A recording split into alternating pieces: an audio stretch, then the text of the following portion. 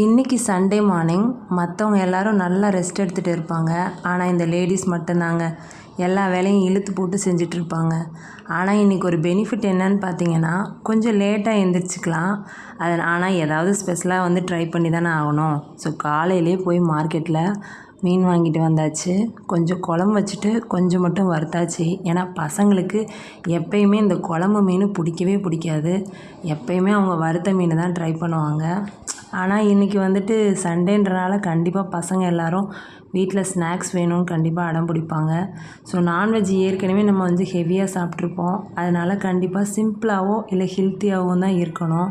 So என்ன செய்யலான்னு யோசிக்கும்போது வீட்டில் ஏற்கனவே 2 நாளாகவே கப்பக்கிழங்கு வாங்கி வச்சுருந்துச்சு. ஸோ கொஞ்சம் கிழங்க மட்டும் அவிச்சிட்டு சுண்டல் இருந்துச்சு, அதையும் தாளித்து கொடுத்தாச்சு. சரி, இன்றைக்கி உங்கள் சண்டேயில் என்னெல்லாம் நீங்கள் பண்ணீங்கன்னு கமெண்ட் பண்ணுங்கள். கண்டிப்பாக அதை படித்து பார்த்துட்டு என்னென்னு பார்ப்போம்.